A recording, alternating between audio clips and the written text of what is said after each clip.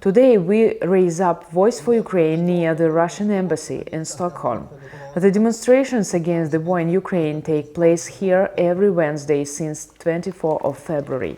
Swedes, Ukrainians, Russians who are living in Sweden gather here to show their protest against Russian military aggression. Demonstrations are organized by Olof Palme International Center, Nordic Ukraine Forum and Lindell.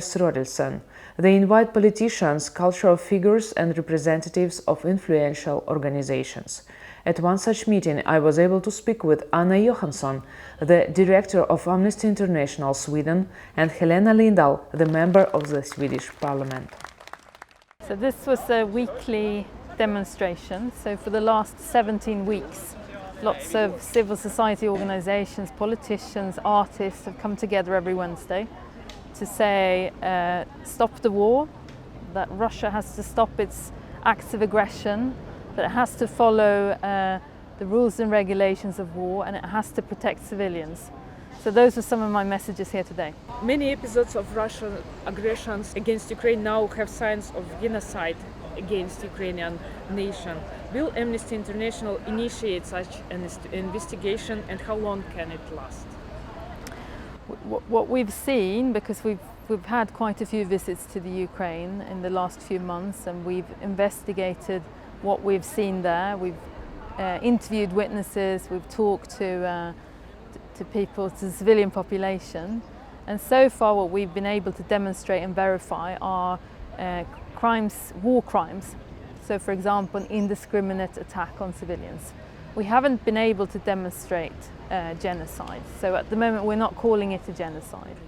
The difference between war crime and genocide is that war crime is indiscriminate attacks against civilians, so individuals, mass killing of civilians. But genocide, you have to demonstrate that it's the targeted attack of a specific ethnic group, so that you're killing a specific ethnic group, a specific religious group, a specific national group.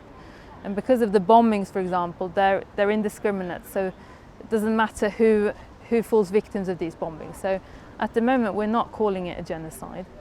But of course, the International Criminal Court, the ICC, has started their investigation. And it's a joint investigation between the Ukraine, the ICC and several other countries.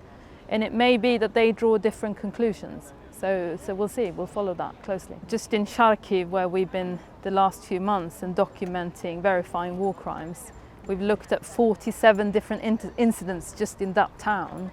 So I would imagine this is a process that will take several years. What's the main impact of the activity of Amnesty International can have on the war and the results of the war in Ukraine? Well, I think one thing, because there's so much misinformation and so much propaganda, I think it's important that Amnesty International and other human rights organizations that we document and verify these reports, so we can say for sure this has happened and this hasn't happened. I think that's very important, because I think at the moment, well you know as well, that for example, the information that is available in Russia is very limited, and people are not able to speak freely about this invasion. They're not able to use the word war even. So it's very important to verify that. So that's one of the things that we're doing. The other thing that we're doing is we're working on advocacy. So we are lobbying very hard against the Swedish government, against the EU, against other governments. And one of the things that we lobbied about, for example, is the recent temporary protection directive that the EU that came into force. We were highlighting the fact that it had to include all the people who were staying in the Ukraine, not just Ukrainian citizens. So all the people who had indefinite leave to remain in the Ukraine should be included in this protection directive, and they weren't to start with. So that's something that we and others have worked on, for example, to say, well, that's not right. Everyone has the right to seek protection in the war.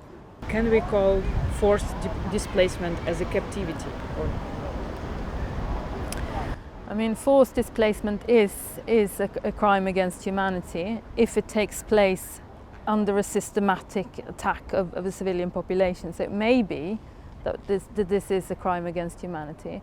It could also be a crime against the Fourth Geneva Convention, which protects civilians. because you're not allowed to forcibly or coercively ask people to leave if they're under an occupation. So it might be that it's also a crime against the international humanitarian law. So I think that's something to look into, and I think the ICC will need to look into that. But we've had difficulty, Amnesty International, to find people who are willing to speak to us, because of course their situation in Russia is very fragile, and they don't want to speak out necessarily at the moment because they're in Russia. So we've had very few cases that we've been able to verify that this is happening, even though we know that people are discussing it. How we can bring people from these camps? Some suggestions? I don't think that's something that I can help with. I mean, highlight the cases for sure, to talk about that this is happening. So you need people to speak about this? Yeah. And they are afraid? Yeah, they're afraid. And for example, this case that you wrote about, the young man that you mentioned, this isn't a case that I was familiar with. So I will forward that to my colleagues who are doing the investigations in the Ukraine. Thank you. But if you have any more information or any more details, that would be helpful. And what information you need? The name or the city name? Or anything you can give us, and if you have any contact details, I think... Because some my friends were asking me to ask you about this guy.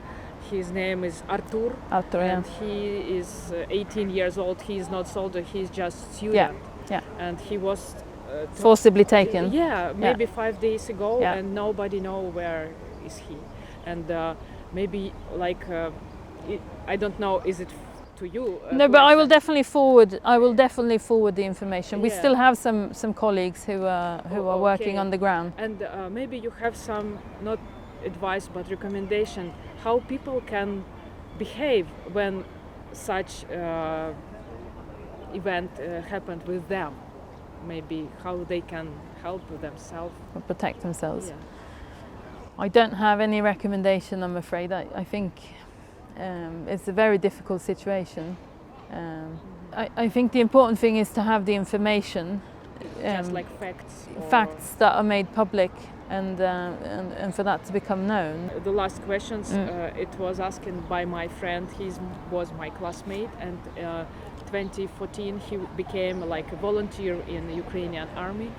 And he asked me to ask you. Amnesty International said in public that Ukrainian nationalist volunteers were committing ISIS-style war crimes. And he was asking, did you find any evidence of this? And is it possible to compare the actions of Russians in Mariupol, Bucha, Irpin, Kharkiv, and the efforts of Ukrainian volunteers or military people to defend our country? Can we compare? So in the report from 2014, we do find evidence of human rights violations committed by these volunteer paramilitaries. I wouldn't use the word ISIS-style killings, but I would say there might have been executions. There were other human rights violations. So that's what we were commenting on in 2014. Okay. Yeah. In terms of comparing, I think Amnesty, what we do is that we comment on all human rights violations. So we don't necessarily say this is better, this is worse. We just say people have the right to live in freedom, they have the right to life, they have the right to health. And so right now we're saying it's obviously an act of aggression for Russia to launch an invasion into the Ukraine. But we're also saying Ukraine also has to uphold, we're not comparing, we're just saying they also have the responsibility to uphold the Geneva Convention, for example. Yeah. Okay, thank you, Anna. My name is Helena Lindahl and I'm a member of Parliament. I live in the northern part of Sweden, but mostly I'm here because I'm Polish, and I have, I remember how it was during the communist time, and it was really awful because it was a country so close like Ukraine, but even, so far away with, such a different world when the Soviet Union repressed us. And I was talking about this today, and I understand why you are fighting until the last drop of blood because you don't want to have this kind of life again. And what kind of life is that? And I also talked about a picture that I saw the other week, and it moved me really to tears. And I have, you know, so easy to cry when I think about the picture. And it was a picture of young people. They were dancers, and they were dancing. Having their exam, and they were dancing on the ruins of their school.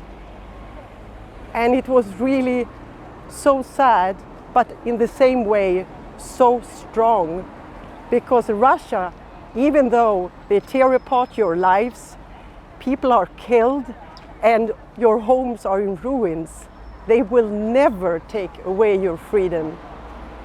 А ми нашу славну Україну